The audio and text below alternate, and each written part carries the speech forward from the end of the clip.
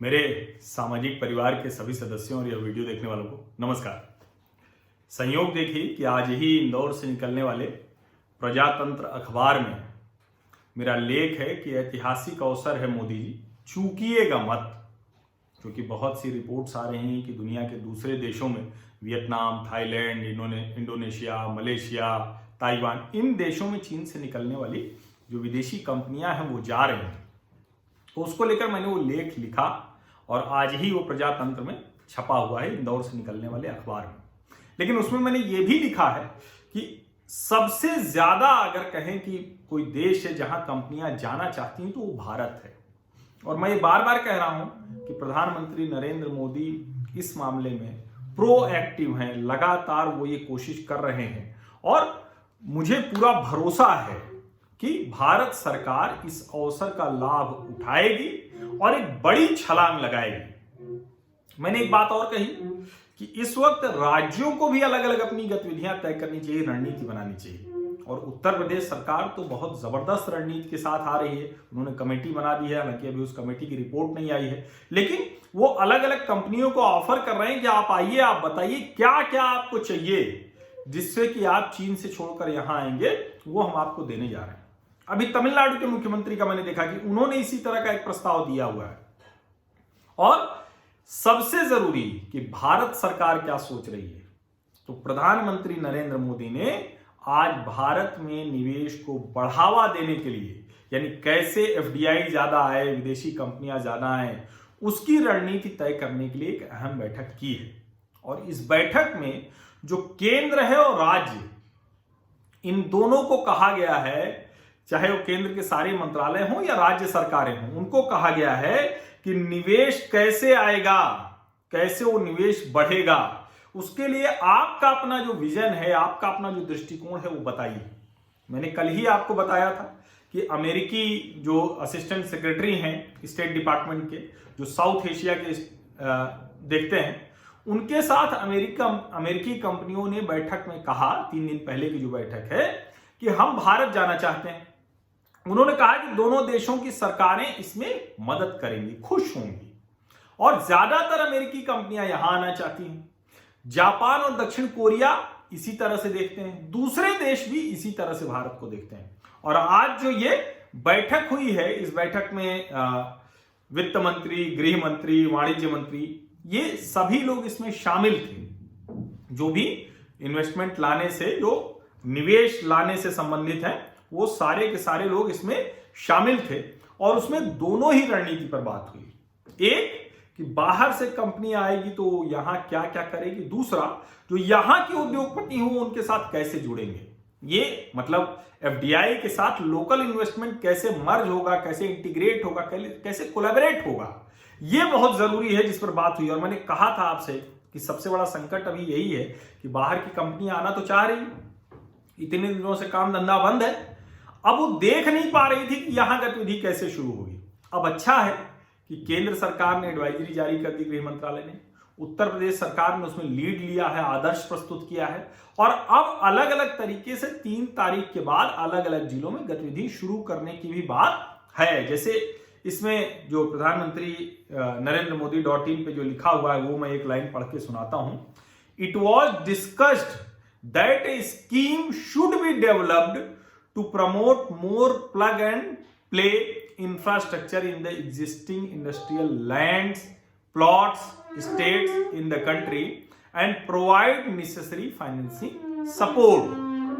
यानी जो औद्योगिक क्षेत्र हैं, औद्योगिक इलाके हैं, वहां आप कैसे ज्यादा उद्योगों को ले जा पाए। और प्रधानमंत्री ने बहुत साफ साफ कहा है कि देखिए, प्रैक्टिकल अप्रोच अपनाइए, हैंड होल्डिंग कीजिए निवेशक की। ऐसा ना हो कि वो भाग जाए, उसको लेके आइए, उसकी समस्याएं समझिए। और सारी की सारी जो उन्होंने क्या उसमें लिखा है उसको मैं पढ़ देता हूं। PM directed that the action should be taken for a more proactive approach to hand hold the investors to look into their problems and help them in getting all the necessary central and state clearance in a time bound manner। और मैं तो ये कहूंगा कि सारी राज्य सरकारें भूल जाइए, आप एकदम कोई भी राजनीतिक लड़ाई हो खूब लड़िए, उसमें मुझे कोई ऐतराज नहीं है, बिल्कुल राजनीतिक पार्टी है, लड़ेगी, सत्ता सबको चाहिए, सत्ता सुख सबको चाहिए। लेकिन ये जो अवसर है ये बड़ा स्ट्रेटेजिक अवसर है, बहुत रणनीतिक अवसर है, बहुत ऐतिहासिक अवसर है, बहुत कमाल का फर्क दुनिया में आएगा। जो राहुल गांधी ने पूछा ना रघुराम राजन ने, दुनिया कैसे बदलेगी, ये सब जवाब आना चाहिए था उसमें। रघुराम राजन को बताना चाहिए था कि दुनिया कैसे देख रही है इस वक्त भारत को और कैसे देख रही कि इसके बाद क्या हो जाएगा। अब भारत सरकार प्रोएक्टिव अप्रोच, प्रोएक्टिव स्ट्रेटेजी वो बनाकर ज्यादा से ज्यादा निवेश भारत में लाने के लिए योजना बना रही है। अलग अलग कंपनीज हैं, अलग अलग देश हैं, उनके साथ बातचीत हो रही है, समझौते हो रहे हैं। एक मेरा सुझाव और है, हालांकि प्रधानमंत्री ने एक बात कही है कि जो मंत्रालय हैं, जो सुधार के काम कर रहे हैं उसको और तेजी से बढ़ाएं, वो सब बहुत अच्छा है, राज्य सरकारें भी कोशिश कर रही है। लेकिन एक उदाहरण के तौर पर मैं सिर्फ कह रहा हूं, जैसे अब उत्तर प्रदेश है, बड़ी तेजी में यहां कंपनियों को लाने के लिए योजना बन रही, काम किया जा रहा है, लेकिन वो कंपनियां सिर्फ नोएडा, ग्रेटर नोएडा, गाजियाबाद में ना अटक जाए। प्रयास ये करना है कि प्रदेश के हर हिस्से में पहुंचे वो कंपनियां। ऐसे ही सभी राज्यों को ये प्रयास करना चाहिए। अगर ये प्रयास सभी राज्य कर गए तो एक जो हम बार बार कह रहे थे ना कि ये संकट बड़ा हो जाएगा कि इसके बाद ढेर सारे लोग बेरोजगार हो जाएंगे, मौके खत्म हो जाएंगे, उनको आपको गियर अप करने में, इकोनॉमिक व्हील बड़ी तेजी में चलाने में वो बड़ी आसानी हो जाएगी।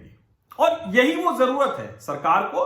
वो कैपिटल देंगे, हैंड होल्डिंग करेंगे, आपको कर्ज ज्यादा दे देंगे, उसके लिए मौके ज्यादा दे देंगे, मॉनिटरियम मिल जाएगा, ये सब हो रहा है।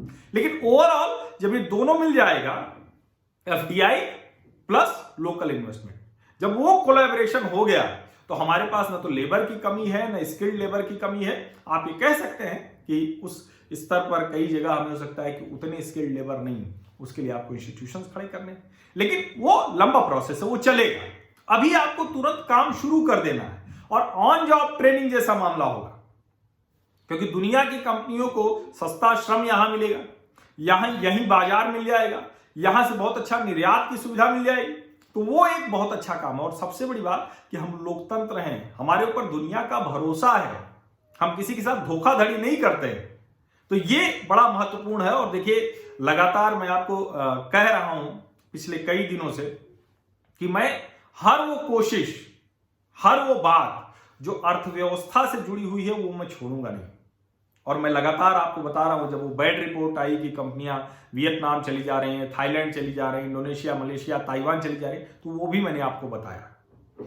उसके बाद जब आया कि अमेरिकी कंपनियां भारत आने के लिए रास्ता खोज रही, वो भी मैंने आपको बताया।